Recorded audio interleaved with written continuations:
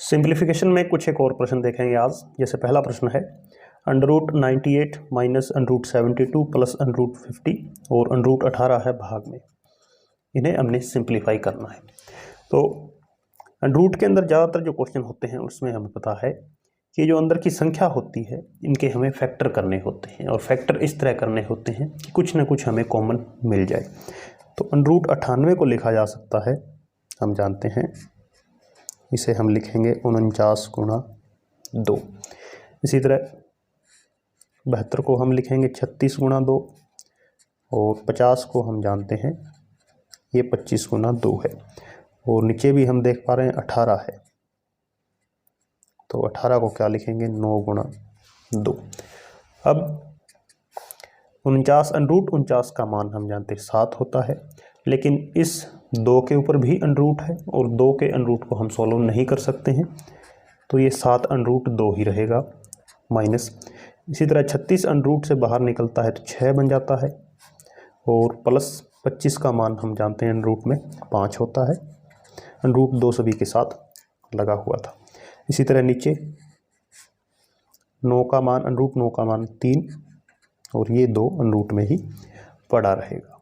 अब इसमें यहाँ भी 7 √2, 6 √2, 5 √2, इसका मतलब √2 सभी के साथ है तो उसे हम बाहर कॉमन लिख लेते हैं।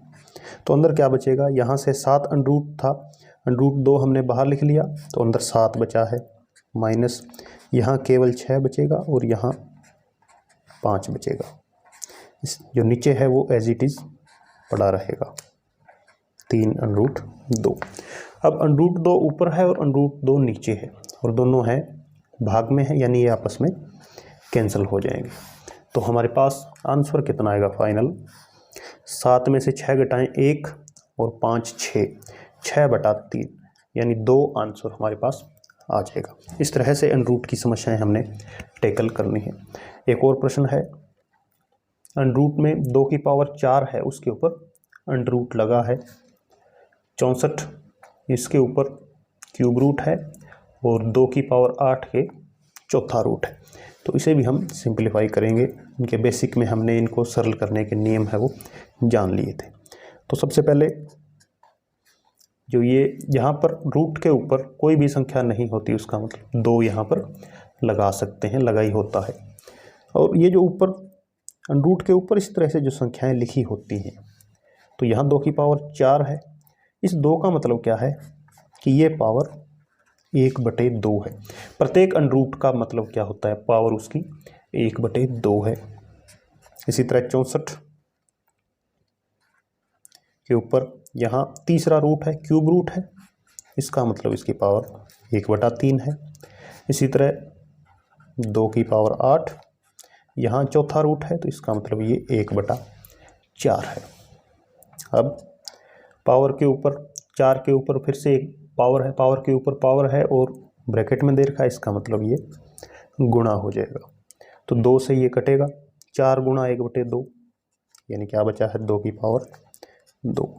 64 के ऊपर पावर 1/3 है। 64 को हम कन्वर्ट कर सकते हैं अपने जो तरीके हैं, क्या है कि 64 4 की क्यूब होता है। तो 64 को हमने लिखा 4 की पावर 3, ऊपर पावर 1/3 पड़ा हुआ है, प्लस 2 की पावर 8 है। यहाँ भी क्या है, पावर के ऊपर पावर, तो फिर से ये पावर आपस में गुणा हो जाती है, तो यहाँ भी 2 की पावर 2। तो 2 की पावर 2 4, प्लस 4 की क्यूब और ऊपर पावर है 1/3, तो 3 से 3 कटेगा, 4 बचेगा। यहाँ भी 2 की पावर 2 4, 4 दिए 12 इस क्वेश्चन के लिए आंसर हो जाएगा। यानी हम चीज़ जो हमने सीखी है कि यहाँ इस तरह ये जो निशान होता है, ये जो निशान है, इसके ऊपर यहाँ जो भी अंक, जैसे 7 लिखा हुआ है, एक √ के अंदर 1 और यहाँ 7 लिखा हुआ है, इसका मतलब 1 की ये पावर 1/7 है। तो √ हम हटा देंगे और ये पावर 1 के बटे में आ जाती है। तो इससे फिर हमारा क्वेश्चन ईजी हो जाता है। कुछ एक और प्रश्न देखेंगे अब। सिंप्लीफिकेशन में अगला प्रश्न फिर से √ में कुछ वैल्यू दी हुई हैं, तो इन्हें कैसे हमें हल करना है देखते हैं। √8 है, तो सबसे पहला काम ही होगा कि √8 के ऐसे फैक्टर किए जाएं कि कुछ ना कुछ वर्गमूल से अंक बाहर निकल जाए। तो √8 के फैक्टर होते हैं 4 गुणा 2। अब 4 से हमें पता है एक वैल्यू बाहर मिल जाएगी। इसी तरह √32 है, 32 को हम लिखेंगे 16 गुणा 2। 16 का भी √4 होता है तो वो बाहर निकाल लेंगे, -3। 128 में 64 गुणा 2, 64 का √8 होता है तो वो बाहर आएगा। 4 √50, 50 25 गुणा 2 होता है। अब देख पा रहे हैं कि जब हम इनको अलग अलग लिखेंगे यानी √4 और √2, तो इस √4 के लिए तो वैल्यू क्या मिलेगी, हमें 2 मिलेगी, लेकिन ये 2 इसके ऊपर √ पड़ा है तो ये बन जाएगा √2 प्लस 2। इसी तरह 16 से यहाँ से √ बाहर आएगा तो उसे हम 4 लिखेंगे, √16 की वैल्यू 4 होती है, और ये √2 पड़ा रहेगा, -3। √64 से बाहर वैल्यू निकलेगी 8 और अंदर √2 पड़ा रहेगा, प्लस 4। √25 से वैल्यू बाहर आएगी 5, √2 पड़ा रहेगा। यानी √2 हमें देख पा रहे हैं सभी जगह हैं, तो वो हम कॉमन ले लेंगे, हमारा काम आसान हो जाएगा। तो ये 2 √2 प्लस 2 चौके 8 √2 माइनस 8 3 24 √2 प्लस 4 5 20 √2। अब √2 सभी के साथ लगा हुआ है, गुणा में है, तो आसानी से हम इसे कॉमन ले सकते हैं। तो बाहर हमने इसे लिख लिया, तो इसमें से √2 तो हमने बाहर लिखा, क्या बचेगा, केवल 2 प्लस इसमें से भी √2 बाहर चला गया, अंदर बचेगा 8, यहाँ अंदर केवल 24 बचेगा और यहाँ बचेगा 20। इसे अब सोल्व कर लेते हैं। तो 2 और 8 10 और 20 30, 24 है माइनस का, 6 बचेगा, √2 गुणा में है, 6 √2। ये इस क्वेश्चन के लिए हमारा आंसर होगा। सिंप्लीफिकेशन में अगला प्रश्न है √80 माइनस √112 और नीचे है √45 माइनस √63। इसे सॉल्व करना है। तो सबसे पहला काम √ में दी गई जो संख्याएं होती हैं इनके हमें फैक्टर करने होते हैं, और फैक्टर इस तरह से करने हैं कि जहां पर कुछ ना कुछ वर्गमूल से नंबर बाहर निकल आए। तो 80 को देखते ही हमारे ध्यान में आता है कि एक तो 20 चौके 80 होते हैं, तो 4 हम बाहर निकाल सकते हैं, लेकिन फिर √20 बचेगा, उसका कुछ नहीं किया जा सकेगा। तो हम क्या करते हैं, 80 के टुकड़े करेंगे 16 गुणा 5, यानी √16 √5। तो 16 से फिर वैल्यू, यानी बड़े से बड़ा फैक्टर जो हम बना सकते हैं उसका वो प्रयास हमें करना चाहिए। तो 80 को लिखा हमने 16 गुणा 5 माइनस 112 भी क्या होता है, 16 गुणा 7 होता है। इसी तरह नीचे 45 है, 15 3 45 होता है, लेकिन दोनों में से कोई पूर्ण वर्ग नहीं है, तो 9 गुणा 5। और 63 को भी क्या लिखा जा सकता है, ये हो जाएगा 7 9 63। तो इसके बाद अब √16 से हमें पता है क्या वैल्यू मिलेगी, 4 मिलेगी, और इसके साथ √5 पड़ा रहेगा। यहाँ से भी क्या वैल्यू मिलेगी हमें, 4 और √7 पड़ा रहेगा। नीचे 9 से क्या वैल्यू निकलती है √ में, 3, और इसके साथ √5 पड़ा रहेगा, माइनस इस 9 से फिर से हमें √ के अंदर मान 9 का मान 3 और √7 पड़ा रहेगा।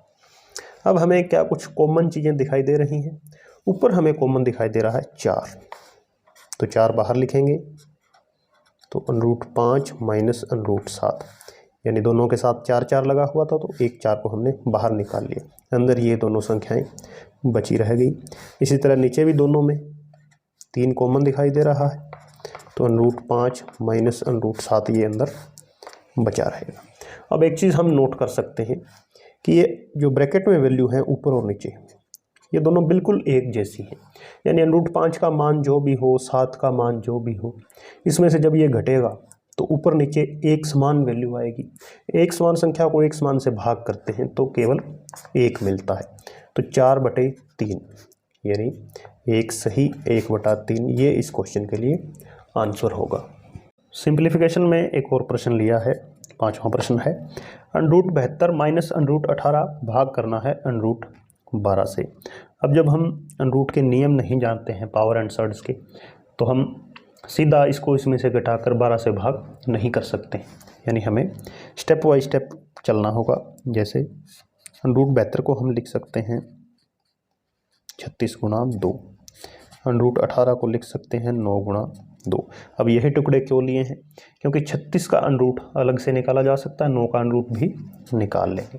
इसी तरह 12 को लिख दिया 4 गुणा 3। प्रयास यही रहना चाहिए कि ये अनरूट की संख्या छोटी से छोटी बन जाए।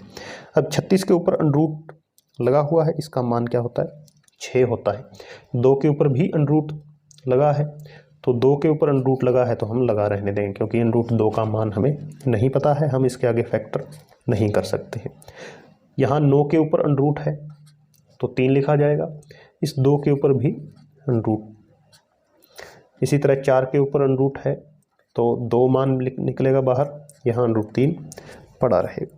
अब 6 अनरूट 2 में 3 अनरूट 2 हम डायरेक्ट घटा सकते हैं, या डायरेक्ट आपको नहीं घटाना आता है तो हम देख पा रहे हैं कि अनरूट 2 दोनों में कॉमन है, तो यहाँ 6 है माइनस यहाँ 3 है, तो 6 में से 3 गए 3, तो 3 अनरूट 2 आंसर आएगा। डायरेक्ट देखें यदि, तो 6 अनरूट 2 में से 3 अनरूट 2 घटाएं तो 3 अनरूट 2 हमारे पास बचा रहेगा।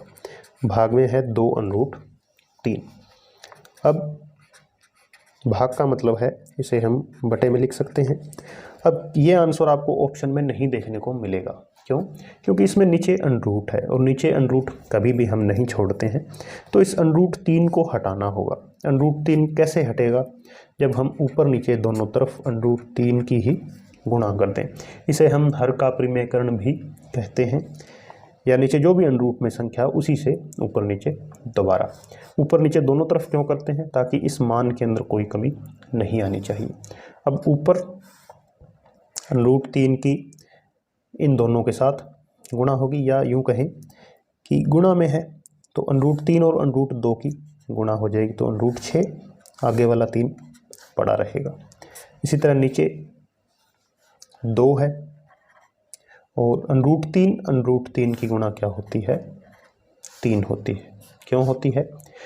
क्योंकि जो अनरूट 3 का मतलब कि अनरूट 3 का ये स्क्वायर हो गया, स्क्वायर से अनरूट कटेगा तो 3 आएगा।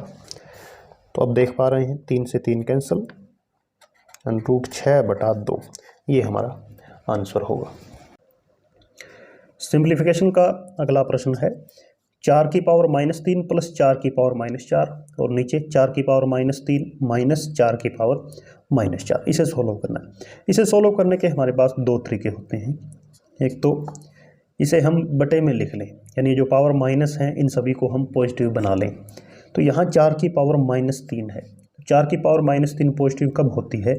जब हम जो ये अंश दिया होता है, पूरा ये अंश है, इसको हम हर में कन्वर्ट कर लेते हैं, यानी 1 के बटे में जब हम इसको लिखते हैं तो ये पावर प्लस हो जाती है। यानी 4 की पावर -3 को लिखा जा सकता है 1 की पावर 1/4 की पावर 3। इसी तरह जो दूसरा है इसको क्या लिखा जाएगा? 1/4 की पावर 4, और यहाँ भी यही काम होगा, 1/4 की पावर 3 और माइनस है 4 की पावर यहाँ 4। अब या तो इनको अलग अलग एलसीएम लेकर आप सोल्व करो। तो एक तरीका तो यह रहेगा। एक थोड़ा सा इजी तरीका होता है इससे, उसमें हम क्या करते हैं, जैसे यहाँ 4 की पावर -3 है, ये 4 की पावर -4 है तो दोनों में 4 ही, तो हम 4 को कॉमन ले लेंगे, लेकिन इसके साथ पावर भी ले लेते हैं। जो छोटी पावर है वो हम आम तौर पर कॉमन लेते हैं, हालांकि बड़ी पावर भी ले सकते हैं। तो 4 की पावर -3 को हमने बाहर लिखा, तो यहाँ तो केवल 1 ही बचेगा, क्योंकि ये तो सारा ही बाहर आ चुका है। प्लस ये 4 की पावर -4 है, इसमें से पावर -3 तो बाहर चली गई, यानी 4 की पावर -1 अंदर बची रहेगी। यही काम नीचे हुआ, 4 है तो 4 की पावर -3 हमने कॉमन ले ली, तो 1 माइनस यहाँ से 4 की पावर -1। अब इससे आसानी क्या हुई, एक पावर यहाँ से कैंसिल हो जाएगी, यानी ये दोनों एक जैसे हैं तो कट जाएंगे। अब इसको सोल्व किया जा सकता है। 1 प्लस 4 की पावर -1 को हम प्लस बनाएंगे तो 1/4 लिख देंगे, 1 माइनस 4 की पावर -1 को प्लस बनाएंगे तो 1/4। ऊपर पावर 1 है, उसका मतलब कोई नहीं है।